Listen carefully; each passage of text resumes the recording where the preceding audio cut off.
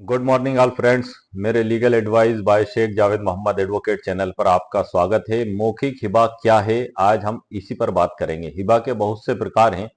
हिबा कितने प्रकार के होते हैं इस पर मैं स्पेशल वीडियो बना चुका हूं जो मेरे चैनल पर अपलोडेड है। लेकिन मौखिक हिबा से भी मालिकाना हक मिल जाता है व्यक्ति को। मुस्लिम शरीयत के अनुसार मौखिक हिबा को भी विधि अनुसार मान्यता प्राप्त है और भारत के सर्वोच्च न्यायालय के द्वारा कई फैसलों में इस बात को बताया गया है और मौखिक हिबा के आधार पर जिस भी व्यक्ति ने अदालत में दावा लगाया उसको मान्यता प्रदान की गई है। मौखिक हिबा आपने जब कर लिया और उसके साथ ही फिर उसको याददाश्त रूप में जब आप लिखित में रूप में देते हैं तो उसको भी कानूनी रूप से सही माना गया है। और उस याददाश्त हिबानामे की ड्राफ्ट भी आज के वीडियो में मैं आपको बताऊंगा। हिबानामे की भी ड्राफ्ट आज के वीडियो में मैं बताऊंगा और इससे रिलेटेड महत्वपूर्ण सुप्रीम कोर्ट के जजमेंट जिससे आपको बहुत कुछ सीखने को मिलेगा जो हिबानामे से संबंधित है। और उसके अलावा भी बहुत कुछ जानकारी मैंने आपके लिए तैयार करके रखी ई बुक में। वो सभी जानकारी मैं आपको ऐसे भी दे सकता हूं लेकिन मैं उसके अंदर से आपको इसलिए दूंगा ताकि उससे आप परिचित भी हो जाएं कि आखिर उसमें लिखा क्या है। सबसे पहले मैं आपको बता दूं कि इजाब, कबूल और कब्जा बिला एवज जब हो दो गवाहों के साथ तो हिबानामा बनता है शरीयत की पाक सौगात। इजाब, कबूल और कब्जा बिला एवज जब हो दो गवाहों के साथ तो हिबानामा बनता है शरीयत की पाक सौगात। ये मैंने आपको दो पंक्तियां इसलिए सुनाई हैं ताकि आप समझ सकें कि हिबानामे की जो बेसिक बुनियाद है वो इजाब, कब्जा और कबूल ही है। मौखिक हिबानामा जब आप करेंगे उसका रूप क्या होगा।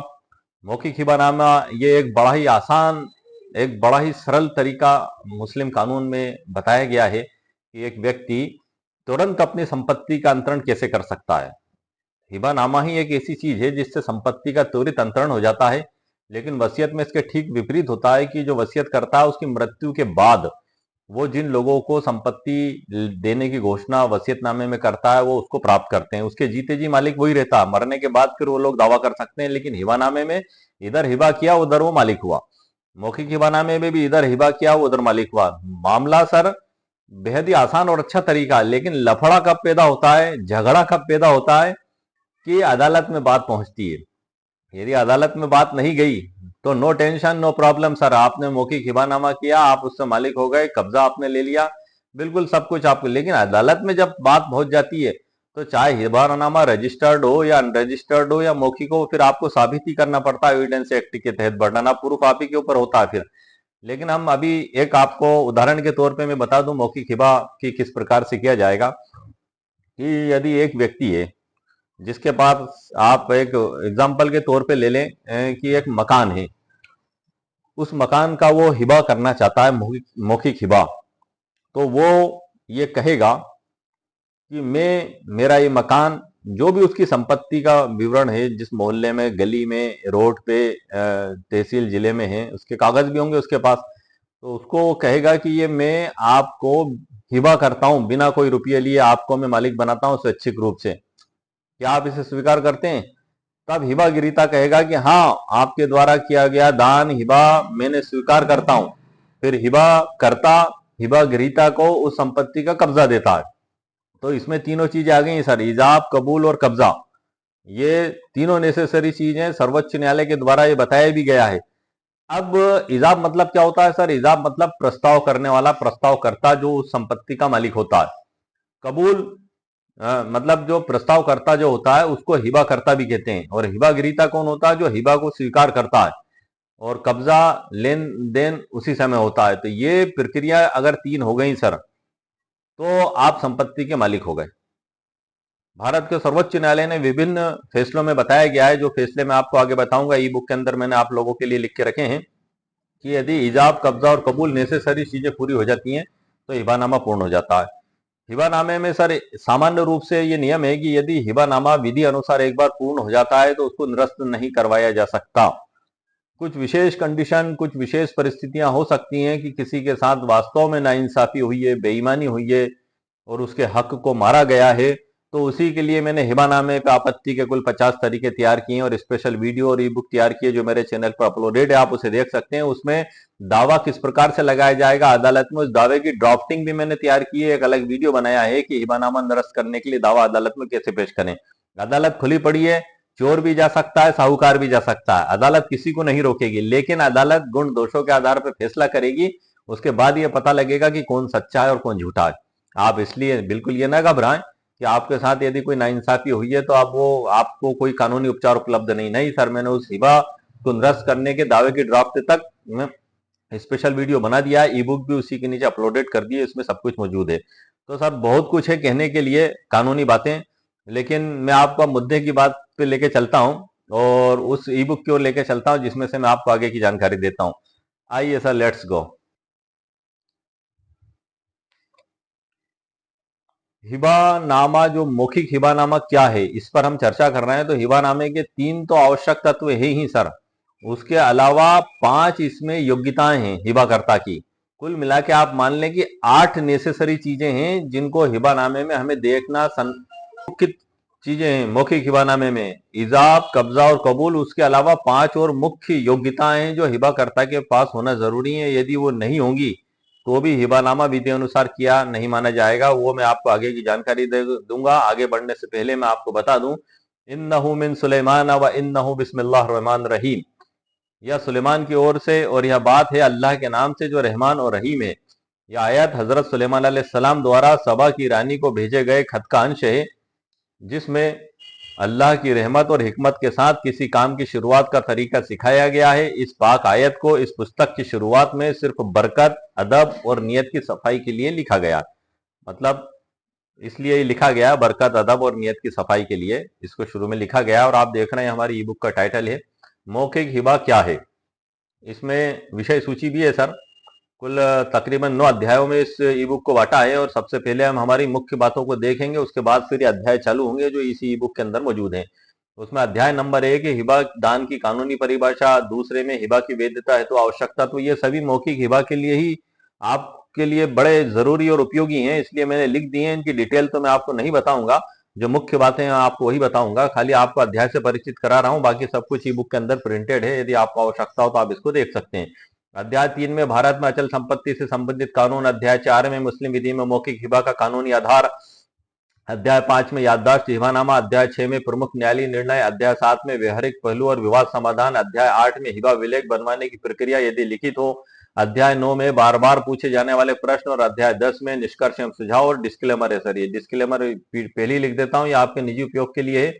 इसका उपयोग आप किसी कोर्ट कचहरी में, तहसील में, थाने में या कहीं नहीं कर सकते, लेकिन इसके अंदर लिखे हुए कानून का आप उपयोग कर सकते हैं, क्योंकि एक पीडीएफ है ये। आपकी प्रॉब्लम को सॉल्यूशन करने के लिए विभिन्न कानूनों को एक जगह इकट्ठा करके मैंने लिख दिया है।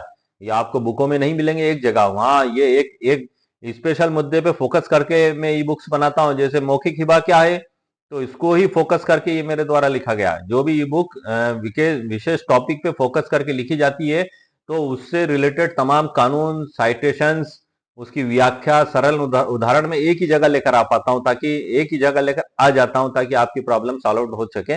लेकिन ये पीडीएफ मात्र है जिससे आपको काफी कुछ सीखने को मिल सकता है।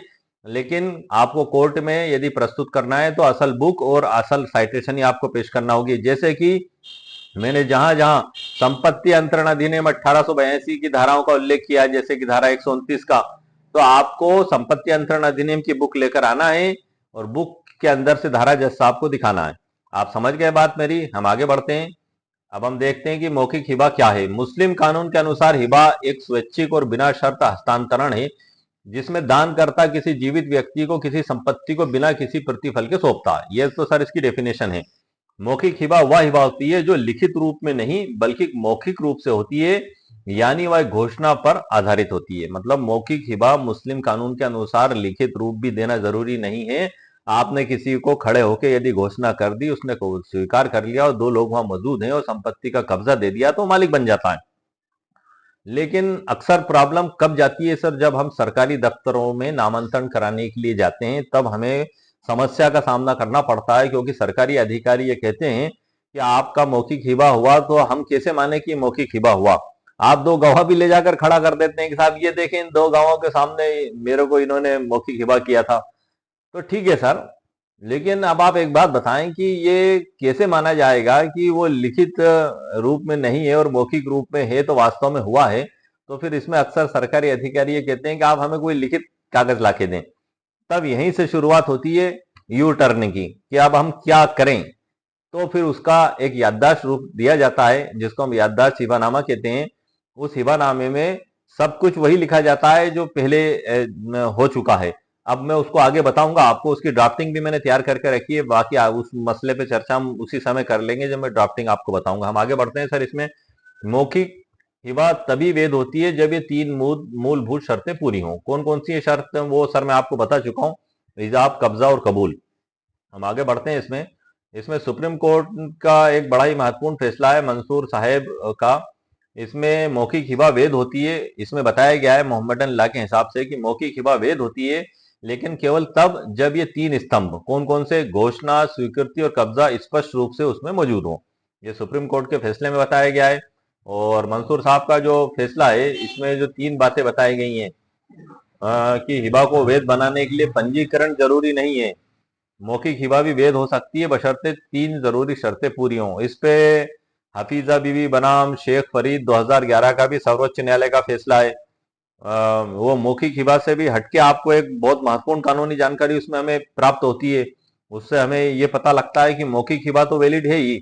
मौखिक हिबा को जब आपने याददाश्त रूप में लिखित दे दिया वो भी वैलिड है, लेकिन यदि सेम डे आपने हिबा किया, जैसे कि आज ही की तारीख में आपने हिबा किया, उसकी तीनों शर्तें, हिजाब, कब्जा, कबूल की, उसको लिखित रूप दिया, तो उसको धारा 129 जो कहती है संपत्ति अंतरण अधिनियम कि ये संपत्ति अंतरण अधिनियम के जो प्रावधान है वो मुस्लिम पर्सनल लॉ पर लागू नहीं होते हैं, उसी को आधार मानते हुए इसमें भारत के सर्वोच्च न्यायालय के ऐतिहासिक फैसले में उन्होंने कहा है कि रजिस्ट्रेशन एक्ट 1908 की धारा 17 के तहत हिबानामा रजिस्टर्ड नहीं भी हुआ था तो भी उसको विधि अनुसार मान्यता प्रदान करके मालिक घोषित किया गया है उस व्यक्ति को जिसके पक्ष में हिबा किया गया था।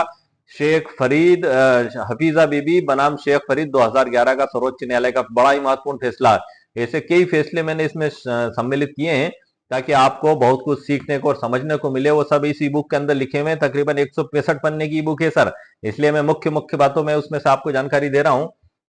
ये अब हम आगे बढ़ते हैं सर। इसमें ये जो मैंने आपको अभी मामला बताया था, ऐतिहासिक फैसलों के उदाहरण भी थे, रजिस्ट्रेशन का हवाला ये जो मंसूर साहब का प्रकरण है सर, शॉर्ट में मैं बता देता हूँ। मतलब ये थोड़ा सा आपको समझने के लिए ये जरूरी है। इसमें सबसे गौर करने वाली बात ये है कि इसमें जो मामला हुआ था कि मौखिक हिबा को आधार बनाया गया था और संपत्ति के बंटवारे का भी उसमें उल्लेख बताया गया था, लेकिन नीचे की कोर्ट से ऊपर की कोर्ट तक आप सीख लेना, समझ लेना। शरीयत में तो कानूनी प्रावधान दिए गए, लेकिन ऐसा ना हो कि उससे आप कोई नुकसान भी उठा ले। नीचे के लोग, ट्रायल कोर्ट, अपीली न्यायालय, हाई कोर्ट, सर्वोच्च न्यायालय तक, किसी भी न्यायालय ने उनके मौखिक हिबानामे को मान्यता प्रदान नहीं की। दो गवाह भी थे लेकिन वो साबित नहीं कर पाए। मेरा कहने का और समझाने का मतलब ये है कि आप हिबा का कोई सा भी रूप, कोई सा भी तरीका अपनाएं, लेकिन यदि मुकदमेबाजी हो गई, पक्षकार कोर्ट की दहलीज चढ़ गया, तो अदालत में फिर सब कुछ देखा जाएगा, गुण दोषों के आधार पर फैसला वहां किया जाएगा सर। ये बात आप ध्यान रखें, हाई अलर्ट करके रखें आप अपने अंदर। आप बिल्कुल चिंता मुक्त होकर ना सोएं। अगर अदालत में पहुंच गए आप, तो चाहे रजिस्टर्ड हिबानामा आए उसको भी अदालत निरस्त करने का कानूनी अधिकार रखती है। अनरजिस्टर्ड हिबानामा लिखित है उसको भी अदालत निरस्त करने का कानूनी अधिकार रखती है। मौखिक हिबा है, विधि अनुसार नहीं किया गया है, तो भी अदालत उसे निरस्त करने का अधिकार रखती है। लेकिन यदि आपके परिवार में सब कुछ अच्छा है, खुशहाली है और आपसी अच्छे संबंध हैं, प्यार मोहब्बत है, कोई कोई लड़ाई झगड़ा नहीं है, सबको अपना अपना हिस्सा मिल चुका है और सभी खुशी खुशी जीवन जी रहे हैं, और ऐसी स्थिति में यदि आपका मौखिक हिबानामा होता है, यदि आपका मौखिक हिबानामा होता है तो कोई प्रॉब्लम नहीं जाएगी सर, क्योंकि अदालत में कोई भी पक्ष नहीं जाएगा। गुण दोषों के आधार पर साबित करने का मुद्दा ही पैदा नहीं होगा। तो मुस्लिम पर्सनल लॉ के तहत मौखिक हिबा का आप पूरा पूरा लाभ प्राप्त कर सकते हैं।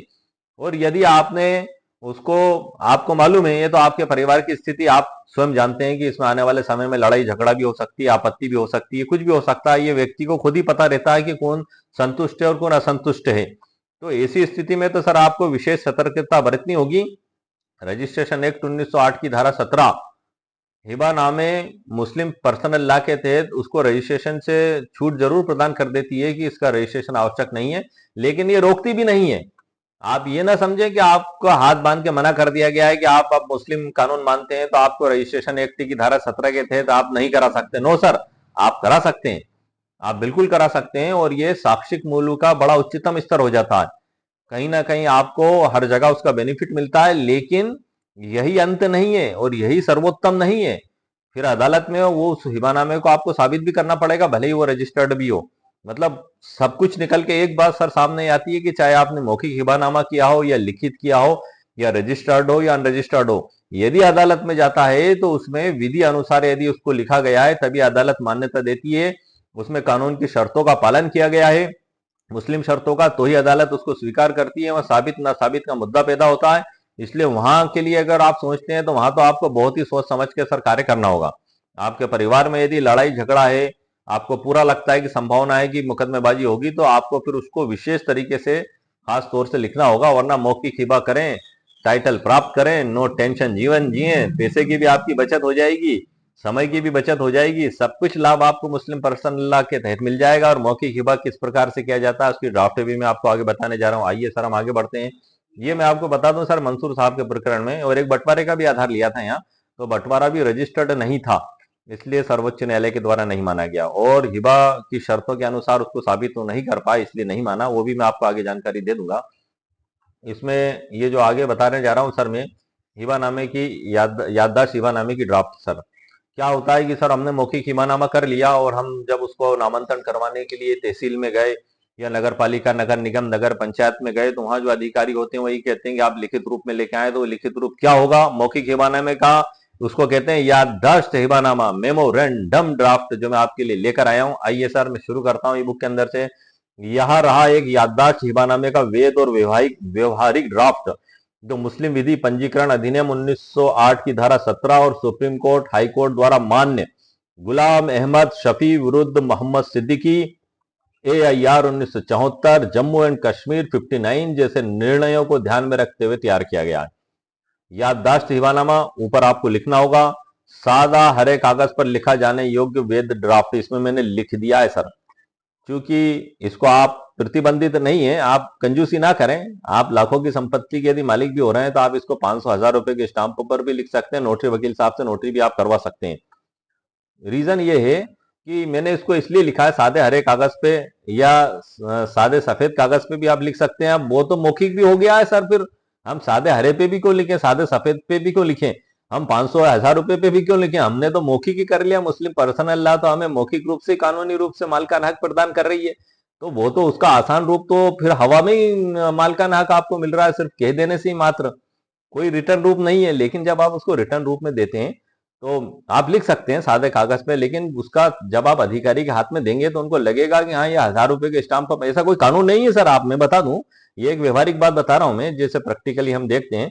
जब आप उसको 1,000 रुपए के स्टाम्प पर लिख लेंगे, नोटरी वकील साहब से करा लेंगे, तो अधिकारी को भी समझ में आएगा कि हाँ ये कुछ हुआ है, कुछ लिखा गया है। तो इसलिए मेरा कहने का मतलब है आप उसको थोड़ा सा आप समझें जो मैं आपको समझाना चाह रहा हूँ, क्योंकि ये व्यवहारिक बातें होती हैं। हमें फिर जब हम ठोकरे खाते हैं और हम परेशान होते हैं तो फिर हमें लंबी कानूनी प्रक्रिया में उलझना पड़ता है सर। फिर अधिकारी महोदय ने कह दिया, अब आप चले उनके, नहीं नहीं साहब मुस्लिम विधि में तो मौखिक हिबानामा मान रहे हैं, हम तो सादे कागज पे कर लेंगे, और हम तो सादे पे भी क्यों करेंगे सर।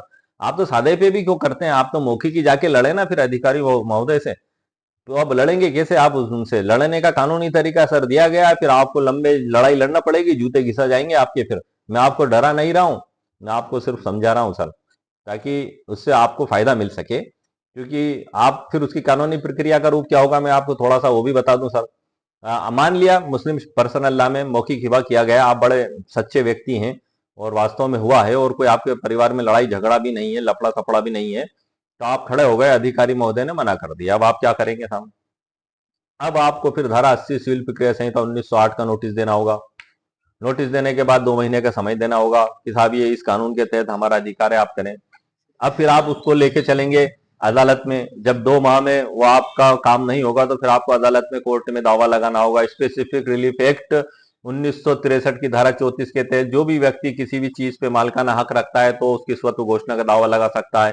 फिर आपको अदालत में स्वत्व घोषणा का दावा लगाना होगा कि साहब वहां भी आप जज साहब के सामने खड़े होंगे कि साहब ये मेरे को मौखिक हिबा कर दिया था, हिबा करता भी खड़ा हो जाएगा, हिबा गिरता भी, तो गवाह को भी आप जज साहब के सामने कर देंगे और नो डॉक्यूमेंट्स। जज साहब पूछेंगे भाई कैसे हुआ हिबा, तो क्या साहब मौखिक हुआ, ये गवाह हमारे रहे।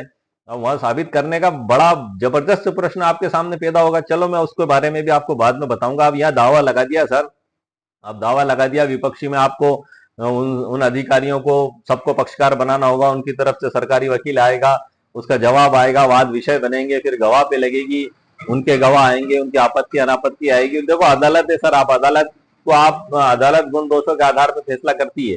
यदि आपका वो मुकदमा खारिज कर दिया गया तो आपको अपीलेट कोर्ट में जाना पड़ेगा, हाई कोर्ट में जाना पड़ेगा, फिर सर्वोच्च न्यायालय में जाना पड़ेगा। 2, 4, 5, 8, 10, 15 साल भी लग सकते हैं। छोटी सी बचत, सादे हरे कागज और हरे कागज की बचत को लेके आप कहां का कहां पहुंच रहे हैं।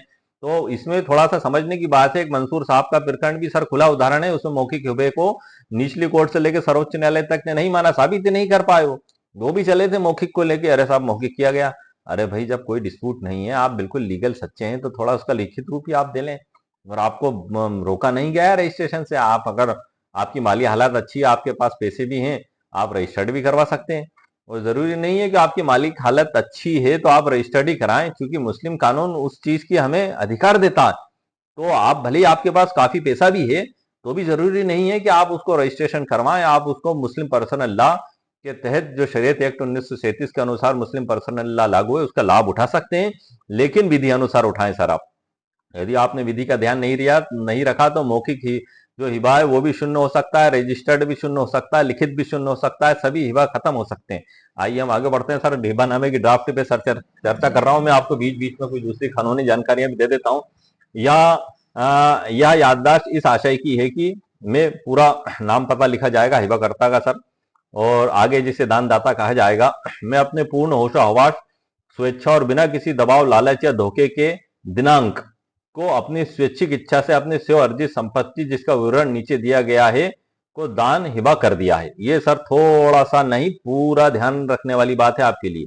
इसमें तारीख वो कौन सी लिखी जाएगी, जो साल भर, 1.5 साल, 2 साल, 5 साल, 8 साल पहले या 10 साल पहले जो हिबा हुआ है, उसमें वो तारीख लिख दें आप, वो समय लिख दें आप, वो मौसम लिख दें आप। महीना तो आप लिखेंगे ही, जैसे अगस्त का महीना लिख रहे हैं तो आप लिख दें माह जुलाई बारिश का मौसम, दिसंबर है तो ठंड का महीना, गर्मी का मौसम है तो माह अप्रैल गर्मी के मौसम में किया गया था, कितनी बजे किया गया था, समय भी डाल दें आप।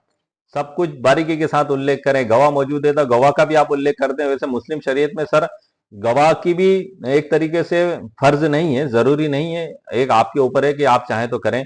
जो है कि फतवा आलमगिरी और अल हिदाया जैसी जो काफी मोतबर किताबें हैं मुस्लिम विधि के तहत, उसमें भी बताया गया है। लेकिन फिर सर बात घूम फिर के वहीं आती है। कहाँ आती है घूम फिर के, कि आप एक मौखिक भी कर रहे हैं, गवाह भी नहीं कर रहे हैं, पूरी मुस्लिम शरीयत का आप लाभ भी ले रहे हैं, तो फिर आप उसको साबित भी करें यदि कोई अदालत में बात होती है। और साबित करना बड़ा मुश्किल हो जाता है सर।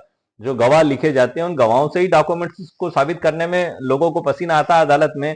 सामने वाले वकील साहब हजारों सवालात पूछते हैं, बहुत सी बातें आती हैं, मामला पुराना होता है, गवाहों की याददाश्त मुकाम पे होती नहीं है, कुछ का कुछ कह जाते हैं और फिर नुकसान हो जाता है सर। भले ही आप सच्चे हैं, आपके साथ सब कुछ हुआ रियल में, लेकिन उसका फिर नुकसान हो जाता है सर आपको।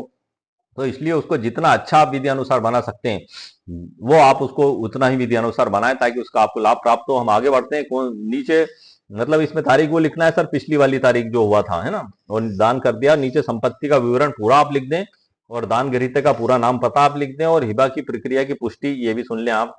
दिनांक को, मतलब पहले की जो दिनांक है वो, मैंने उपरोक्त संपत्ति को हिबा करने की घोषणा की। नंबर दूसरा है, दानगिरी ने इस हिबा को स्वीकार कर लिया था, कर लिया, या था भी लगा दें सर आप, क्योंकि हम कोई पास्ट सेंटेंस की बात करते हैं तो था में जाता है वो, तो ये मैंने था लगा दिया आपको, ताकि पास्ट सेंटेंस और प्रूफ हो जाए कि हाँ पिछली बात है।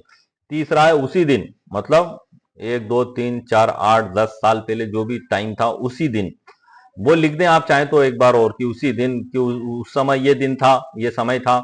उसी दिन दानग्राही को संपत्ति का वास्तविक कब्जा सौंप दिया गया था, एक्चुअल पोजीशन सौंप दिया गया था, जिसे वह आज तक शांतिपूर्वक और निर्विघ्न रूप से भोग रहा है। स्पष्टीकरण आएगा सर इसमें अगला। यह याददाश्त केवल इस बात की पुष्टि हेतु लिखी जा रही है कि हिबा पहले ही पूर्ण रूप से संपन्न हो चुका है। इस दस्तावेज का उद्देश्य केवल उस तथ्य का स्मरण रखना है कि यह दान मौखिक रूप से किया गया था और कब्जा भी उसी समय सौंप दिया गया था। उसमें आगे यह भी लिखा जाएगा कि यह दस्तावेज स्वतंत्र रूप से कोई अधिकार सृजित नहीं करता, बल्कि केवल पूर्व में किए गए हिबा का स्मरण है। अतः यह दस्तावेज पंजीकरण अधिनियम 1908 की धारा 17 के अंतर्गत पंजीकरण के लिए अनिवार्य नहीं है। तो ये हो गई सर आपकी मुकम्मिल याददाश्त हिबानामे की ड्राफ्ट। मौखिक हिबानामा क्या है? जब मौखिक हिबानामा हो जाता है और यदि हमें आवश्यकता पड़ती है कि उसको हमें लिखित रूप देना है, तो हम जो सामान्य हिबानामा लिखते हैं उस तरीके से ये नहीं लिखा जाएगा। ये आप ध्यान रखिएगा सर, क्योंकि यदि आपने उसको उस तरीके से लिख लिया तो उसके पूरे नियम, कायदे और कानून बदला जाएंगे।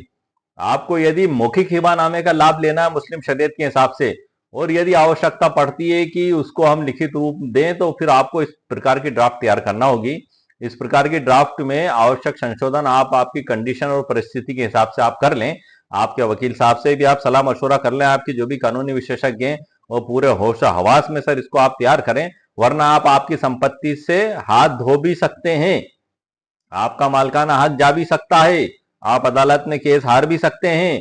आपकी संपत्ति जो आपको भले ही सही तरीके से दी गई है वो भी आप खो सकते हैं, क्योंकि जो विपक्षी लोग काफी चालबाज भी होते हैं सर।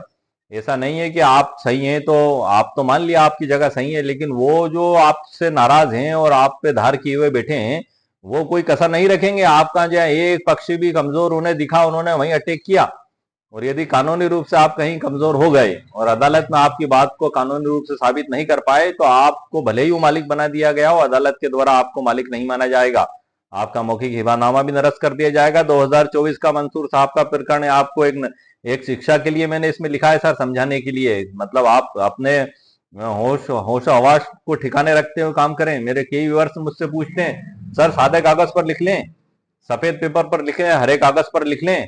तो इन सब के जवाब मैं आपको दे चुका हूं सर, कि क्षति किसको होना है। भाई आखिर ऐसी क्या कारण आ रहा है कि आप जो है कि उसको सही तरीके से विधि अनुसार नहीं लिखवा पा रहे हैं, और अगर आप नहीं लिखवा पाएंगे तो सर आपका नुकसान आप ही को होगा। इसलिए मेरा तो कार्य है आपको विधि अनुसार जानकारी दे देना है जो मेरे द्वारा दी जा रही है। नीचे इसमें लिखा जाएगा सर साक्षीगण के नाम, पते, मोबाइल नंबर, आधार कार्ड के हिसाब से, और दानकर्ता और दान गृहीता का पूरा नाम, पता, दस्तखत इसमें होंगे। और नोट भी लिख दिया, यदि आप चाहें तो इसे नोटरी पब्लिक के समक्ष नोटरीकृत करवाया जा सकता है, जिससे इसका साक्ष्य मूल्य और मजबूत होगा। अभी आपके ऊपर डिपेंड करता है सर। अब ये होता है गुलाम अहमद शफी बनाम मोहम्मद सिद्दीकी अय्यार 1974 Jammu and Kashmir 5962 full bench का सार है। इसमें ये मैंने आपको इसलिए लिखा है क्योंकि मौखिक हिबानामा क्या है, हमारे वीडियो का टाइटल यही है। तो क्या मुस्लिम विधि के अंतर्गत मौखिक हिबा बिना रजिस्ट्रेशन के वैध है? तो इसमें इसी बात को बताया गया है। इसमें जो ट्रांसफर ऑफ प्रॉपर्टी एक्ट 1882 की धारा 123 और 129 मुस्लिम हिबा पर लागू नहीं होती है। ये सबसे महत्वपूर्ण बात है, ये बताया गया है। इस धारा के तहत अचल संपत्ति का हिबा रजिस्टर्ड दस्तावेज से होना आवश्यक है, लेकिन मुस्लिम लॉ इससे मुक्त है। धारा 123 जो है संपत्ति अंतरण अधिनियम 1882 की, वो कहती है कि यदि कोई भी दान पत्र किया जाएगा तो 2 गवाहों के साथ उसका रजिस्ट्रेशन करवाना आपको आवश्यक है। साथ ही उससे आगे धारा 129 ये कहती है कि इसके प्रावधान, धारा 123 जो रजिस्ट्रेशन के प्रावधान है, वो मुस्लिम पर्सनल लॉ पर लागू नहीं होते हैं। इसी को आधार मानते हुए भारत के सर्वोच्च न्यायालय ने कई प्रकरणों में जो हिबानामा लिखित भी हुआ, सेम डे हुआ, इजाब, कबूल, कब्जा और संपत्ति का डिलीवर भी और लिखित भी, तो उसको भी कानूनी रूप से वैध माना है सर। हैं, आगे बढ़ते हैं हम। जिसमें सर एक हफीजा बीबी, जो आपको मैं बार बार बता देता हूं मेरे प्रकरणों में, बनाम शेख फरीद 2011 का, और भी काफी कुछ है, मैं आपको शॉर्ट में बता दूंगा। दूसरा है सर मुस्लिम विधि में हिबा तभी वैध माना जाता है जब 3 बातें हों। कौन सी सर? इजाब, कब्जा और कबूल बता दिया। ये तीनों शर्तें पूरी हों। अगर हिबानामा सिर्फ घोषणा और कब्जा नहीं दिया गया है तो वह हिबा अवैध माना जाएगा सर। यह भी स्पष्ट है कि इवन अ रिटर्न हिबानामा does not require registration if it is not intend to operate as an document of title but is merely memorandum of a complete gift. निष्कर्ष भी सर इसमें दिया गया है। महत्वपूर्ण कानूनी निष्कर्ष जो बता दूं आपको मैं, मुस्लिम लॉ के तहत संपत्ति का हिबा केवल तब वैध होता है जब कब्जा प्राप्तकर्ता को सौंप दिया गया हो। केवल लिखित हिबानामा या रजिस्ट्रेशन से वैध नहीं माना जाएगा। मौखिक हिबानामे में भी यही बात होगी। मौखिक हिबानामे में भी आपको यही सभी चीजें ध्यान रखना होगी। इसी प्रकार से गुलाम अहमद ने जो निर्णय का जो मुख्य सार है, जो मैंने आपको बता दिया, मतलब मौखिक हिबा भी कानूनी रूप से माने, मुस्लिम लॉ में ही लिखा हुआ है सर, वो तो बेसिक लॉ है वो, लेकिन सर्वोच्च न्यायालयों से उसकी और पुष्टि हो जाती है कि हाँ भारत के सर्वोच्च न्यायालय ने भी इसको कानूनी मान्यता किस प्रकार से दी है। तो जजमेंट उसी के लिए मैंने आपके लिए रखा है। उसी के आगे सर ये है कि लेकिन यदि हिबा लिखित रूप में किया गया है तो उसके 2 भेद हो जाते हैं, जैसा कि मैंने आपको बताया था। एक तो याददाश्त हिबानामा हो गया। मौखिक हिबानामा का दूसरा रूप याददाश्त हिबानामा ही होगा। मेमोरेंडम ड्राफ्ट, यदि आप उसको दूसरे रूप में ले जाते हैं, मतलब याददाश्त के रूप में नहीं लिखते हैं, आप उसको सेम डे सब कुछ दर्शा के करते हैं, तो फिर मामला बदला जाएगा सर, कानूनी स्थितियां बदला जाएंगी, आपके ऊपर बर्डन ऑफ प्रूफ दूसरा हो जाएगा उसमें। इसके बारे में भी, इस पे पूरे डिटेल में भी सर मैंने जानकारी दी है। बाद में जो याददाश्त हिबानामा स्मरण लिखा जाएगा, क्या उसके लिए स्टाम्प पेपर पर लिखा जाना आवश्यक है, ये सादे हरे कागज पर भी लिखा जा सकता है, तो उसका सर मैं जवाब दे चुका हूं। आप स्वयं समझदार हैं, आप आपका खुद का अवलोकन कर लें कि आप किस प्रकार से लिखना चाहते हैं। मैंने पूरी कानूनी जानकारी हर पहलू से, हर एंगल से आपको दे दी है। सभी उसके खतरात भी बता दिए हैं कि क्या खतरा हो सकता है, क्या फायदा मिल सकता है, वो आप खुद अपने समझदारी से उसमें काम लें सर, उसके मैंने आपको सभी रूप बता दिए हैं। क्यों स्टाम्प पेपर की आवश्यकता नहीं है? जब हिबा पहले ही पूरा हो चुका है, दिया गया हो, कब्जा दे दिया गया हो और बाद में लिखा गया है दस्तावेज, उस घटना का स्मरण मेमोरेंडम है, तब यह इंस्ट्रूमेंट ऑफ गिफ्ट नहीं माना जाता बल्कि रिकॉर्ड ऑफ कंप्लीट गिफ्ट माना जाता है, इसलिए उसमें स्टाम्प ड्यूटी की आवश्यकता नहीं लगती है सर। इसी कारण स्टाम्प एक्ट या रजिस्ट्रेशन एक्ट के अंतर्गत यह बाध्यकारी नहीं होता है। और गुलाम अहमद साहब का जो प्रकरण है उसमें ही बताया है, हिबा पूर्ण करने के लिए क्या क्या आवश्यक शर्तें, चाहे लिखित हो या मौखिक। मतलब ये हिबानामा, चाहे आप मौखिक हिबानामा किया गया हो या लिखित, 3 शर्तें वो जरूरी हैं और 5 जो उसकी योग्यता से संबंधित हैं, कुल मिला के 8, 5 और 3 8, आप ध्यान रखिएगा। हिबानामे से रिलेटेड 3 शर्तें तो नेसेसरी हैं और साथ में 3 शर्तें और 5 अलग, कुल मिला के 8 चीजें जो मैं आपको बताने जा रहा हूं, ध्यान से सुनिएगा। तो 3 शर्तें हैं सर, इजाब, कब्जा और कबूल, वो तो मैं आपको बता चुका हूं। और इसका एक उदाहरण भी बता दूं मैं आपको। यदि कोई मुस्लिम व्यक्ति अपने पुत्र को यह कहता है कि मैं मकान तुम्हें हिबा करता हूं और साथ ही कागज या चाबी सौंप देता है, तो वैध घोषणा मानी जाएगी और स्वीकृति में उसको स्वीकार कर लेगा और कब्जा दे दिया जाएगा। अब इसके बाद उसकी जो eligibility of make Hiba, Hiba की पात्रता है, उसमें केवल मुस्लिम व्यक्ति द्वारा किया जाएगा, नंबर 1 चीज हो गई। दूसरा, उसका वयस्क होना चाहिए 18 साल या 18 साल से ऊपर। छठा, मानसिक रूप से स्वस्थ होना चाहिए, मतलब उसको पता हो कि वो जो कार्य कर रहा है वो क्या है। मतलब व्यक्ति जलेबी खा रहा है मुंह में, तो उसको पता होना चाहिए कि हाँ ये मेरा, मैं जलेबी खा रहा हूँ, मावे की जलेबी है कि सादी जलेबी है। गुलाब जामुन खा रहा हूं तो पता होना चाहिए कि हाँ गुलाब जामुन है। अब पता लग रहा है कि वो इतना पागल आदमी हो चुका है, इतना विकृत चित्त हो चुका है कि उसको यही नहीं पता है कि वो रोटी खा रहा है कि घास खा रहा है, कपड़े पहन रहा है कि नंगा घूम रहा है, उसको कुछ होश ही नहीं है। और या बीमारी है कोई गंभीर, या कोई बहुत परेशानी की हालत में, उसको सूझ संपट नहीं पड़ रही है, तो ऐसी स्थिति नहीं होना चाहिए। यदि ऐसी स्थिति में हिबा किया जाएगा तो वो निरस्त माना जाएगा, विधि अनुसार, मुस्लिम शरीयत अनुसार मान्य नहीं किया जाएगा। वैध स्वामित्व होना जरूरी है सर, पड़ोसी की जमीन का हिबा आप नहीं कर सकते। या आपको अच्छा लग गया कि हाँ ये हमारा काफी नगर के बड़े सेठ हैं और इनकी जमीन वो बड़ी हवेली बनी हुई है शहर के बीचों बीच में, मैं इसका हिबा कर देता हूं, तो इसका आप ध्यान रखें, आप उसके मालिक हैं तभी वो हिबा आप कर सकते हैं दूसरे की। या कोई गोल खाते में सभी भाई बहनों का हिस्सा है, तो आप अपने भाई बहनों की हिस्से को उठा के दूसरे को हिबा कर दें, ऐसा भी नहीं हो सकता सर। यदि आपके द्वारा किया जाएगा तो विधि अनुसार नहीं माना जाएगा।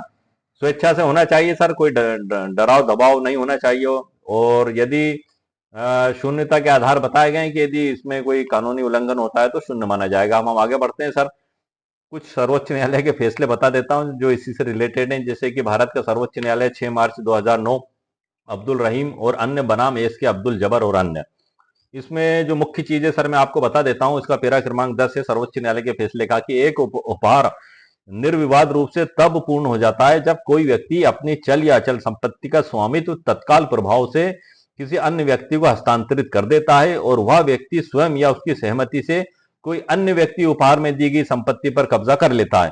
मुस्लिम कानून के तहत यह एक अनुबंध है जो प्रस्ताव और स्वीकृति के माध्यम से प्रभावी होता है। मुस्लिम कानून के तहत वैध और पूर्ण दान देने की शर्तें निम्नानुसार हैं। अभी तो हमने मुस्लिम विधि के तहत जो नियम और शर्तें आपको बताई, अब सर्वोच्च न्यायालय क्या कहता है इसमें, ये जजमेंट के अंदर सर्वोच्च न्यायालय के द्वारा कहा जा रहा है, सुप्रीम कोर्ट ऑफ इंडिया के द्वारा। मैं वही पढ़ के आपको सुनाने जा रहा हूं, ध्यान से सुनिएगा, आपको समझने के लिए बड़ा जरूरी है। यदि आप हिबानामा लिखना चाहते हैं और आप मालिकाना हक प्राप्त करना चाहते हैं, आपको ये डर है कि मेरी संपत्ति कहीं ऐसा ना हो किसी कानून की कमी की वजह से मेरे हाथों से छिन जाए, तो ये आपके लिए बड़े ध्यान से सुनने वाली बात है सन। क्या कहता है सर्वोच्च न्यायालय? नंबर 1 है का, दानकर्ता स्वस्थ एवं वयस्क होना चाहिए तथा वह संपत्ति का मालिक होना चाहिए जिसे वह उपहार में दे रहा है। सुनते जाइए, समझते जाइए सर, सीखने लायक बात है। नंबर दूसरा है, उपहार में दी गई वस्तु हिबा के समय अस्तित्व में होनी चाहिए। तीसरा है, यदि उपहार में दी गई वस्तु विभाज्य है तो उसे अलग अलग करके विशिष्ट बना देना चाहिए। गोल खाते की है तो आप अपनी बंटवारा कर लें, आपकी अलग कर लें, उसके बाद आप हिबा करें। घा है, उपहार में दी जाने वाली वस्तु ऐसी संपत्ति होना चाहिए जिसका लाभ उठाना शरीयत के अंतर्गत वैध हो। गा में है सर, इसमें मैं आपको बता दूं, यदि उपहार में दी गई वस्तु विभाज्य है तो उसे अलग अलग करके विशिष्ट बना देना चाहिए। घा में है, उपहार में दी जाने वाली वस्तु ऐसी संपत्ति होनी चाहिए जिसका लाभ उठाना शरीयत के अंतर्गत वैध हो। ई में, उपहार में दी गई वस्तु के साथ ऐसी वस्तुएं नहीं होनी चाहिए जो उपहार में नहीं दी गई हों, अर्थात ऐसी वस्तुएं नहीं होनी चाहिए जो उपहार में नहीं दी गई हों, ये भी आप ध्यान रखिए। और घा में, उपहार में दी गई वस्तु स्वयं दानकर्ता या उसके प्रतिनिधि, संरक्षक या निष्पादक के कब्जे में होनी चाहिए। ये सर सर्वोच्च न्यायालय के द्वारा बताया गया है। आप यदि हिबानामा लिखना चाहते हैं तो इन सब चीजों को आपको ध्यान से समझना होगा। और यह भी सर्वविदित है कि यदि किसी वैध उपहार के कारण उपहार में दी गई वस्तु अदाता के स्वामित्व से बाहर हो गई हो तो उसे वापस नहीं लिया जा सकता। सामान्य नियम यही है सर, यदि एक बार हिबा विधि अनुसार कर दिया गया तो उसको इतनी आसानी से निरस्त नहीं करवाया जा सकता। लेकिन वो सही नियम तरीके क्या होंगे वही मैं आपको वीडियो की शुरुआत से अभी तक बताता चला आ रहा हूं। इसलिए आपको उन सब चीजों का ध्यान रखना होगा, तभी हिबा उस मुकाम पे पहुंच पाएगा कि उसको यदि कर दिया जाए तो आसानी से निरस्त भी नहीं करवाया जा सकता। इसमें 19वां पैरा है जजमेंट का, लेन देन के रद्दीकरण के बाद वह शून्य हो या शून्य करनी। परिसीमा अधिनियम की धारा 59, बहुत जरूरी जानकारी देता हूं सर मेरे वीडियो में। आप मेरे वीडियो को अगर बीच में स्किप कर देंगे तो आपको बहुत कुछ सीखने को नहीं मिलेगा। अब मैं आपको नई जानकारी देने जा रहा हूं सर। लिमिटेशन एक्ट 1963 का अनुच्छेद 59, कि जब वाद कारण पैदा होता है, जब आपको पता लगता है कि हाँ इस समय ये फर्जी हिबानामा बना गया, जिस दिन पता लगा वहीं से 3 साल की मियाद चालू होती है और 3 साल के अंदर आपको अदालत में दावा पेश करना होगा। यदि आपने 3 साल के बाद पेश किया तो भले ही आपके साथ धोखाधड़ी हुई हो, लेकिन लिमिटेशन एक्ट का पालन नहीं करने के कारण आपका दावा अदालत के द्वारा निरस्त कर दिया जाएगा। यही सर्वोच्च न्यायालय के इस फैसले के पैरा क्रमांक 19 में बताया गया है, जो मैं आपको पढ़ने जा रहा हूं, बता रहा हूं, पढ़ के सर कि परिसीमा अधिनियम की धारा 59 के अंतर्गत शासित होगा, अधिनियम की धारा 59 के अंतर्गत शासित होगा।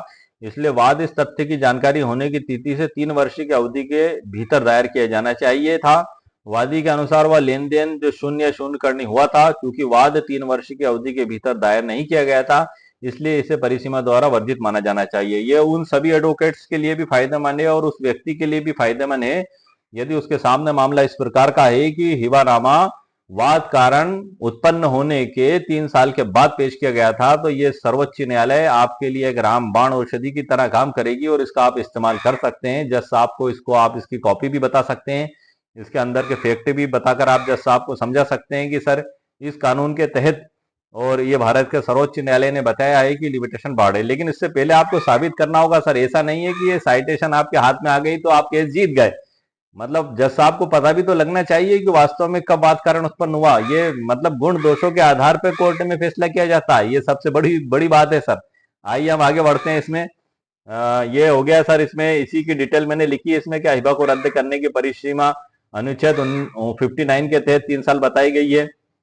और मद्रास उच्च न्यायालय का भी फैसला है सर। ये माँ और बेटे का विवाद था। माँ ने बेटे को हिबा किया था जब उनके अच्छे संबंध थे। हालांकि माँ की पहली शादी हुई थी, फिर उनके पति का इंतकाल हो गया था, फिर उन्होंने दूसरी शादी कर ली थी, बेटे को हिबा कर दिया था। वो इधर बहू और सास की लड़ाई हो गई और माँ को घर से निकाल दिया गया और उनके बाद उन्होंने दावा लगाया। तो सर्वोच्च न्यायालय ने माना कि हिबा की सभी शर्तें पूर्ण कर दी गई थी, इसलिए उसको निरस्त नहीं किया जा सका। एक सामान्य जो नियम है कि यदि हिबा हो जाता है विधि अनुसार तो उसको निरस्त नहीं किया जा सकता। तो ये वही उदाहरण है जो आपके लिए बड़ा फायदेमंद है। इसका मैं नाम पढ़ देता हूँ। मद्रास उच्च न्यायालय 3 अगस्त 1932 को अब्दुल रज्जाक साहब बनाम जैनबी वाला मुकदमा है सर। ये इसकी पूरी डिटेल मैंने इसमें लिखी है और समझा के लिखा हुआ है उसको। उसी के बाद एक है मोहम्मद अब्दुल गनी खान विरुद्ध फकर जहां बेगम, बॉम्बे उच्च न्यायालय का है सर इसे, लेकिन सुप्रीम कोर्ट द्वारा बाद में स्वीकार किया गया था। और मुस्लिम विधि में हिबा के 3 तत्व पूरे होने के बारे में बताया, उसी की डिटेल मैंने इसमें आगे लिखी हुई है सर्वोच्च न्यायालय के फैसले के हवाले से। और मध्य प्रदेश उच्च न्यायालय का रशीद खान बनाम शेख कबीर 24 अप्रैल 2017 का है मामला। इसमें भी वही बताया, इजाब कबूल कब्जा और 5 तत्व जो हैं वो सभी आवश्यक इसमें होना चाहिए पूरे, तभी मौखिक हिबा मान्य किया जाएगा। और सरल उदाहरण भी सर मैंने इसमें लिखे हुए हैं और ये हिबानामे की परिभाषा को मैंने उर्दू में भी लिखा है, अरबी में भी लिखा है। इसकी वजह है सर कि ऑल इंडिया के अलावा सऊदी अरेबिया में भी कई जगह मेरे वीडियो देखे जाते हैं, तो सिर्फ डेफिनेशन को मैंने अरबी भाषा में और उर्दू भाषा दोनों में लिखा हुआ है। मुझसे कमेंट्स भी, वीडियो के नीचे जो कमेंट्स होती है उसमें कई लोगों ने कमेंट्स करके कहा भी था, मुझसे कानूनी जानकारी लेने की भी उन्होंने जानकारी चाहिए थी, इसलिए मैं अरबी उर्दू में भी मैंने सिर्फ डेफिनेशन लिखी है सर ओनली, ध्यान रखिएगा। बाकी सारी ई बुक हिंदी में ही है, ये इंग्लिश में है सर। इसकी परिभाषा हिबानामा क्या होता है, पूरी डेफिनेशन। और ये ऐतिहासिक सुप्रीम कोर्ट का फैसला है सर, हफीजा बीबी विरुद्ध Sheikh Farid AIR 2011 Supreme Court 1695, जिसके बारे में मैं आपको वीडियो के प्रारंभ में संक्षिप्त जानकारी दे चुका हूं, इसलिए मैं अब इसके बारे में कोई डिटेल जानकारी नहीं दूंगा। ये आप देख रहे हैं पूरा वही फैसला चल रहा है, ई बुक के अंदर मैंने पूरी डिटेल में लिखा हुआ है इसको आपको समझाने के लिए। और उसके बाद इसमें 3 प्रश्न भी मैंने तैयार किए हैं कि क्या इस मामले में हिबानामा लिखित रूप में हुआ था, हाँ। क्या यह हिबा मौखिक था, नहीं। फिर इस अनरजिस्टर्ड हिबे को मान्यता क्यों मिली, धारा 129 का हवाला देते हुए सर्वोच्च न्यायालय ने उसको वैलिड माना। ये पूरी डिटेल प्रश्नों के साथ लिखी है। वो मंसूर साहब का जो मैंने आपको बताया था, मंसूर साहब मृत बनाम सलीमा मृत, 19 दिसंबर 2024 LRS 2000 द्वारा, उसकी पूरी डिटेल में वीडियो के प्रारंभ में आपको बता चुका हूँ। अब मैं उसके बारे में आपको डिटेल जानकारी इसमें मैंने लिखी हुई है, उसी को एक्सप्लेन करके सरल तरीके से भी मैंने समझाया है। सर्वोच्च न्यायालय के फैसले को प्रिंट किया ही किया है, उसके अलावा समझाया गया है, वो सब डिटेल चल रही है। और हिबानामा मुस्लिम विधि के अनुसार ये ड्राफ्ट है, ये मौखिक हिबानामे से हटके, भाई मौखिक हिबानामा हमने कर दिया तो उसका रूप याददाश्त हिबानामा ही होगा, लेकिन हम यदि उससे हटके हिबा करते हैं तो वो हिबानामे की एक जो ड्राफ्ट है वो भी मैंने इस ई बुक के अंदर प्रिंट करके आपके लिए रखी है। चूंकि ये इसमें हमें फायदा किस चीज का मिलेगा, वही जो सुप्रीम कोर्ट का ऐतिहासिक फैसला है हफीजा बीबी बनाम शेख फरीद 2011, और उसके अलावा भी और भी कई भारत के सर्वोच्च न्यायालय के फैसले हैं, जिसमें संपत्ति अंतरण अधिनियम 1882 की धारा 129 का हवाला देते हुए बताया गया है कि हिबा सेम डे हुआ है, एक ही दिन में इजाब कब्जा कबूल हुआ है और उसी दिन लिखा गया है, उसी दिन कब्जे का डिलीवर किया गया है, और उसको रजिस्ट्रेशन एक्ट 1908 की धारा 17 के तहत रजिस्टर्ड नहीं भी करवाया गया है तो भी वह विधि अनुसार मान्य है। और भारत के सर्वोच्च न्यायालय ने उस मामले में, उन फैसलों में उस हिबानामे को मान्यता प्रदान की है। तो जो इस हाल और इस मुकाम पे हैं, जिनके मामले इस प्रकार के हैं कि वो इस प्रकार का उनका मामला है और रजिस्ट्रेशन कोई कारण से वो नहीं हो पाया, तो ये बड़ी ही एक महत्वपूर्ण न्याय दृष्टांत है जो उनको अदालत में केस जीतने में लाभ प्रदान करेगी। गुण दोषों के आधार पर जज साहब के द्वारा फैसला किया जाएगा। ये हिबानामे की ड्राफ्ट है सर, इसमें इजाब कबूल और कब्जा तीनों पेरा लिख दिए, 2 गवाह लिख दिए मैंने, और साइटेशन का भी हवाला दे दिए हैं, सरल उदाहरण भी सर इसमें लिखे हैं। प्रश्न है, याददाश्त हिबानामे को बिना स्टाम्प पेपर के या सादे हरे कागज पर किस कानून और कौन सी धारा के अंतर्गत लिखा जा सकता है? तो भारतीय स्टाम्प अधिनियम 1899 की धारा 3 के तहत सर आपको लाभ प्राप्त है कि स्टाम्प केवल ऐसे पर लगती है जिससे कोई राइट टाइटल सृजित होता है। मतलब आपने जमीन बेची, सामने वाले ने खरीदी, आपने पैसे दिए, तो आपका बेचने वाले का टाइटल क्रेता के पास पहुंच गया, तो उसका रजिस्ट्रेशन एक्ट 1908 की धारा 17 के तहत आपको रजिस्ट्रेशन करवाना होगा। इसी प्रकार से आपने हिबानामा किया, सेम डे सब कुछ किया, टाइटल प्रदान किया, तो धारा 17 ये कहती है कि उसका भी रजिस्ट्रेशन होना चाहिए। धारा 123 संपत्ति अंतरण अधिनियम कहती है कि उसका भी रजिस्ट्रेशन होना चाहिए, लेकिन धारा 129 ये कहती है, संपत्ति अंतरण अधिनियम 1882 की, कि ये मुस्लिम पर्सनल लॉ पर लागू नहीं है इसके प्रावधान। और इसकी जो पुष्टि है, समर्थन है, वो भारत के सर्वोच्च न्यायालय के द्वारा कई फैसलों में किया गया है, जिसमें से एक बड़ा ऐतिहासिक फैसला हफीजा बीबी बनाम शेख फरीद 2011 का मेरे द्वारा आपको दे दिया गया, ई बुक के अंदर लिख के हम आगे बढ़ते हैं सर। रजिस्ट्रेशन एक्ट की धारा 17, उसकी भी डिटेल मैंने लिखी है। एविडेंस एक्ट के बारे में भी बहुत कुछ लिखा हुआ है इसमें। यहाँ से होते हैं सर हमारे अध्याय चालू, हिबा दान की कानूनी परिभाषा। और उसके बाद सर मैं आपको अंत में बता दूं कि ये सभी अध्याय, तकरीबन 9 अध्याय में ई बुक तैयार की गई है, और अंत में डिस्क्लेमर है, और उसके बारे में प्रस्तावना ये सब लिखी गई हैं। और ये हमारा आ जाते हैं, ई बुक का टाइटल है कि मौखिक हिबा क्या है। तो आज के वीडियो में सर मौखिक हिबा नामा क्या होता है, कैसे लिखा जाता है, इसके ऊपर मैंने आपको मुकम्मल कानूनी जानकारी मुस्लिम पर्सनल लॉ शरीयत एक्ट 1937 और भारत के सर्वोच्च न्यायालयों के फैसलों के आधार पर दे दी है। मेरे कई व्यूअर्स का सवाल था इसमें, मेरे कई व्यूअर्स ने सवाल भी किया था कि सर मतलब सादे हरे कागज पे तो छोड़ो सर, सादा हरा कागज भी मतलब जो सफेद कागज होता है A4 साइज, उससे कुछ महंगा आता है, मतलब जैसे 50 पैसे का है तो संभवतः 75 पैसे का आता है, सादा जो ग्रीन पेपर होता है जिसमें अदालत में दावा तैयार करके पेश किया जाता है। तो उनका तो यहाँ तक सवाल था सर कि क्या सादे हरे कागज के बजाय सादे सफेद कागज पर भी लिखा जा सकता है? तो एक सोचने वाली बात है सर। मेरा आपको यही जवाब है कि आप सादे हरे कागज पे भी क्यों जा रहे हैं, आप सादे सफेद कागज पे भी क्यों आ रहे हैं, 25 पैसे की भी बचत क्यों कर रहे हैं? मुस्लिम कानून तो मौखिक ही हिबानामे को वैलिड बताता है। आप तो मौखिक हिबानामा करें और मालकाना हक प्राप्त करके घर बैठे आप। लेकिन यदि अदालत में वो मामला आ गया, किसी पक्षकार ने उसको चैलेंज कर दिया, तो फिर आपके 25 पैसे 50 पैसे कि सफेद कागज पे हम लिख लें या हरे कागज पे हम लिख लें, या हम 1000 रुपए के स्टाम्प पे नहीं लिखें और पैसे बचा लें, नोटरी वकील साहब से नोटरी भी नहीं करवाएं, पैसे बचा लें, तो आपको ये जो 25-50 पैसे 100, 1000, 2000 रुपए सर ये हैं, ये सारे आपकी फिर उस लाखों की प्रॉपर्टी को लेके डूब भी सकते हैं। फिर आप खुद समझदार हैं कि वो आपको क्या परिणाम होगा। फिर आप पास्ट में नहीं आ सकते। जो आप कर चुके हो वो बीत चुका है सर। एक बार कहते हैं कि एक बार जो कमान से अगर तीर निकल जाए तो वापस नहीं आ सकता। जबान से अगर कोई बात निकल गई वो वापस नहीं आ सकती। इसी प्रकार से आपने ये कर्म कर लिया। कौन सा कर्म? कि आपने मौखिक हिबानामा कर लिया, ये सादे हरे कागज पे लिख लिया, ये सादे ग्रीन पेपर पे लिख लिया, या नोटरी वकील साहब से नोटरी करवा लिया, जो भी कर लिया। लेकिन यदि अदालत में मामला चला गया तब आप फिर उसको रिटर्न रूप में लौट के उस पास्ट समय में किए गए कार्य को आप नहीं कर सकते। क्यों? क्योंकि उस डॉक्यूमेंट्स को, सादे सफेद कागज को विपक्षी पार्टी अदालत में चुनौती दे चुकी होगी। अब ऐसी स्थिति में आप क्या करेंगे सर? आप क्या आप पास्ट में जाके चेंज कर पाएंगे? इसलिए ही इस वीडियो में आप सभी लोग समझदार हैं, बुद्धिजीवी हैं, और सभी एडवोकेट्स तो बुद्धिजीवी हैं ही। वो तो सब कानून जानते ही हैं। लेकिन एक आम व्यक्ति जो इन बातों को नहीं जानता और अक्सर उलझा रहता है कि हम क्या करें, तो इसलिए मैंने इतनी सूक्ष्मता के साथ समझाया है आपको सर। मेरे वीडियो अक्सर लंबे हो जाते हैं। कानून का मसला ही ऐसा है सर कि 2 शब्दों में इसको नहीं कहा जा सकता।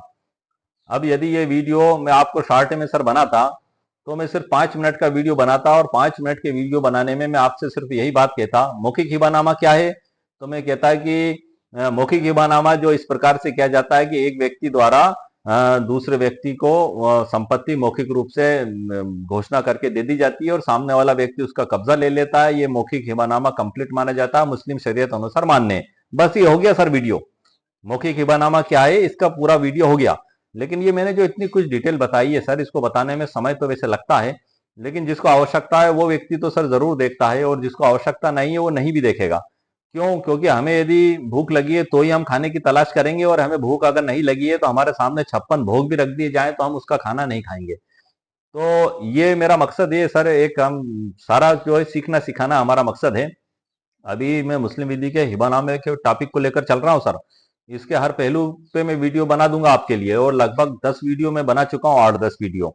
जब ये मेरा टॉपिक पूरा हो जाएगा तो फिर मैं कानून का दूसरा सब्जेक्ट पकड़ूंगा, उसको लूंगा और उस पर फिर आपके लिए वीडियो बनाऊंगा। और जहां तक मुझसे हो सकता है मैं कमेंट्स का भी जवाब देने की कोशिश करता हूं सर, लेकिन संभव नहीं है कि हर चीज का जवाब दिया जा सके। ये जो ई बुक है सर, ये इस ई बुक की लिंक इसी वीडियो के नीचे डिस्क्रिप्शन बॉक्स में मेरे द्वारा दे दी गई है। 199 रुपीज इसकी कीमत मेरे द्वारा रखी गई है। यदि आपको आवश्यकता महसूस हो तो आप उसको खरीद सकते हैं। वहीं पे आप लिंक पे जब क्लिक करेंगे तो सीधे आप मेरी वेबसाइट पर पहुंच जाएंगे। वहां भुगतान जैसे ही आप करेंगे तो आपकी ईमेल आईडी पर मैसेज आएगा डाउनलोड का। आप वहां पे डाउनलोड कर सकते हैं, आपके मोबाइल पे, स्मार्टफोन पे, कंप्यूटर पे वहीं पढ़ भी सकते हैं। आपको आवश्यकता महसूस हो तो इसकी प्रिंट आउट भी आप निकाल सकते हैं। लेकिन ये आपके निजी उपयोग के लिए, आप इसको किसी भी कोर्ट में, अदालत में पेश नहीं कर सकते। लेकिन इसमें लिखे गए कानून आप कोर्ट में जज साहब को जरूर बता सकते हैं। दूसरी बात यह है सर आपको कि वो जो ई बुक डाउनलोड की लिंक दिखाई देगी उसी के नीचे प्रॉब्लम सॉल्यूशन ई बुक स्टोर भी दिखाई देगा। वहां तकरीबन 135 ई बुक मैं अपलोड कर चुका हूँ। ये कार्य निरंतर जारी है। यदि आप वहां भी जाते हैं तो 135 ई बुक में यदि आपको आपके प्रॉब्लम के सॉल्यूशन से रिलेटेड कोई ई बुक मिलती है तो आप उसको वहां से परचेस कर सकते हैं। और उसी के नीचे इलीगल कंसल्टेंसी एक बटन दिखाई देता है। मेरे कई व्यूअर्स मुझसे कहते हैं कि सर आपका मोबाइल नंबर दें, हमें आपसे संपर्क करना है। तो सर मेरी आप सबसे रिक्वेस्ट है, निवेदन है, मेरी सर आप सभी से गुजारिश है, रिक्वेस्ट है कि मैं मेरा नंबर सर किसी को नहीं देता हूं। क्योंकि मैं खुद एक एडवोकेट हूं और वकालत मेरा प्रोफेशन है, और विधि अनुसार फीस लेके मैं मेरा कार्य करता हूं। तो इसके लिए मैंने एक नियम और शर्तें तय की हैं। ये ऑल इंडिया ही नहीं सर, ऑल वर्ल्ड के लिए ही। आप पूरी दुनिया में कहीं हैं, यदि आप मुझसे संपर्क करना चाहते हैं तो वो जो लीगल कंसल्टिंग बटन है, आप उस पर जैसे ही क्लिक करेंगे तो वहां आपको मेरे नियम और शर्तें लिखी दिखाई देंगी, मेरी फीस उसमें दिखाई देगी, पूरे कानूनी तरीके उसमें दिखाई देंगे, चेतावनी भी दिखाई देगी। आप उसको पहला पढ़ लें, समझ लें, और उसके बाद फिर अंत में आपको मेरा मोबाइल नंबर दिखाई देगा। आप बिना उसके नियम को पढ़े, बिना फीस जमा कराए मुझे आप फोन ना लगाएं, क्योंकि मैं इस तरीके से किसी से भी बात नहीं कर पाता हूँ। मेरे पास जो ऑलरेडी फिजिकली क्लाइंट आते हैं मेरे क्षेत्र के, मैं उन्हें ही तो समय देता रहता हूँ सर। भला मैं आपके फोन आने लगेंगे तो मेरे लिए तो मेरा मेरा कार्य करना ही मतलब दूभर हो जाएगा, मुश्किल हो जाएगा। मैं कोर्ट में खड़ा हुआ हूँ, फोन आ रहे हैं, मैं घर पे बैठा हुआ हूँ, फोन आ रहा है, मैं वीडियो बना रहा हूँ, बीच में फोन आ रहा है, मैं बात कर रहा हूँ, फोन आ रहा है। तो सर ये इस वजह से मैंने ये प्रोसेस एक निकाली है आप लोगों की कानूनी लीगल हेल्प के लिए, तो सर मैं बैठा हुआ हूँ, क्योंकि मेरा कार्य ही वकालत का है, मैं खुद एज एडवोकेट हूँ। लेकिन उस नियम और शर्तों को आप पढ़ लें, उसमें चेतावनी भी पढ़ लें, जो मैंने चेतावनी लिखी हुई है खास तौर से, कि आप सोच लें, समझ लें। और सब कुछ मैं व्हाट्सएप पर ही दे देता हूँ सर। आपके मन में जो सवाल है, जो प्रश्न है, आप जो मुझसे पूछना चाहते हैं, उसका व्हाट्सएप पर टाइप कर कर आप भेज सकते हैं, और उससे संबंधित डॉक्यूमेंट्स आप उसको भेज सकते हैं। और उससे रिलेटेड जो लॉ, कानून, सर्वोच्च न्यायालय के फैसले या आपके पक्ष में विपक्ष में जो भी बात होगी, मैं पूरी डिटेल में आपको उस पर लिख के भेज देता हूँ। ये जरूरी नहीं है कि मेरे द्वारा दी गई सलाह से आप केस जीत ही जाएंगे। ये गुण दोषों का फैसला अदालत में जज साहब के द्वारा किया जाएगा। और ये भी जरूरी नहीं है कि मैं आपके पक्ष में ही राय दूं। जो लीगल और ओरिजिनल राय होगी मैं आपको दे दूंगा। जैसे कि मुस्लिम लॉ के तहत भी एक मामले अक्सर आते हैं देखने में, कि दादा हैं जीवित और उनकी जीवित अवस्था में उनका बेटे का इंतकाल हो जाता है। अब उनके बेटे की कोई संतान है, अब वो दादा की संपत्ति में सीधे हिस्से की मांग करते हैं। तो सर अब मुस्लिम लॉ में ये लिखा हुआ है कि यदि दादा की जीवित अवस्था में उनका कोई बेटा मर गया है, तो उस इंतकाल किए हुए बेटे की जो संतान है, वो दादा की संपत्ति में सीधे हिस्सा प्राप्त नहीं कर सकती, और सारी सारी संपत्ति उनके दूसरे जो जीवित भाई हैं उनको चली जाती है। ये मुस्लिम लॉ में लिखा हुआ है सर। लेकिन इसमें एक व्यवस्था साथ में की गई है कि वो जो मृत भाई, जिनका इंतकाल हुआ भाई का, उनके जो भाई जीवित हैं, तो शरीयत ने वसीयत का भी उसमें रास्ता दिया और हिबानामे का भी रास्ता दिया है। तो उन भाई की जो जीवित हैं, जिम्मेदारी है कि उनके जो जीवित भाई हैं, जो जिन भाई का इंतकाल हो गया था, उनका जो हिस्सा बनता है, वो हिस्सा वो उनके भतीजों को कानूनी रूप से दे दें, हिबानामा करके दे दें, वसीयत करके दे दें। क्योंकि शरीयत ने आपको एक आला मुकाम दिया है सर। मतलब शरीयत ने आपको एक आला मुकाम दिया है, आपको सारा हिस्सा आपको दे दिया, आपके भाई का हिस्सा भी आपको दे दिया। अल्लाह सुब्हानो तआला की तरफ से इतना बड़ा मुकाम आपको दिया गया है, तो अब आपके अंदर भी इंसाफ और इंसानियत होनी चाहिए, कि ऐसा नहीं है कि आप आपके भतीजों का और भाइयों का हिस्सा आप रख लें। अल्लाह के यहाँ सभी को जवाब देना होगा सर। आपका कोई हाथ रोकने नहीं आएगा। अगर आप कानून को लेकर चलेंगे तो बिल्कुल आप सभी चीज के मालिक हो जाएंगे। लेकिन जो किसी यतीम का माल हड़पता हो, पेट में आग भरता, और उसकी काफी हदीसें भी अल्लाह के नबी सल्लल्लाहु अलैहि वसल्लम की, और बड़े नुकसानात और बड़े अजाबात भी हैं। कानूनी रूप से आप सही हैं, बिल्कुल आपको कुरान और हदीस में और मुस्लिम लॉ में वो हिस्सा मिल गया, भाई का इंतकाल हो गया, तो सर आपको भाई, आपके ही भाई हैं, आपके भाई की औलादे हैं, वो आपके भतीजे हैं, तो आप भी उनके पिता समानी तो हुए। अब आप क्या सारा हिस्सा समेट के और उनको लात मार के घर से बाहर निकाल देंगे? क्या ये इंसाफ होगा आपकी तरफ से? तो उसी के लिए शरीयत में हिबानामे का इंतजाम किया गया है और वसीयत का इंतजाम किया गया है। और दादा भी इस बात को समझ लें कि यदि उनके सामने ऐसी स्थिति आती है, तो वो भी उनकी जीवित और होश अवस्था में, उनके मरने से पहला, इंतकाल होने से पहले ही वो हिबानामा लिख दें उन पोतों के नाम जो बेटे का इंतकाल हो चुका है, ताकि वो बिल्कुल बेघर और लावारिस ना हो। कई बार ऐसा भी देखा गया है कि एक मकान में वो रह रहे हैं, और इस कानून को जो मैं आपको बता रहा हूँ उन्हें जानकारी नहीं है दादा को, और दादा होगा इंतकाल, और दादा ये सोच रहे हैं कि जैसे सबको हिस्सा मिलता है वैसे इनको हिस्सा मिल जाएगा। लेकिन मुस्लिम कानून के तहत उनको कुछ भी नहीं मिला।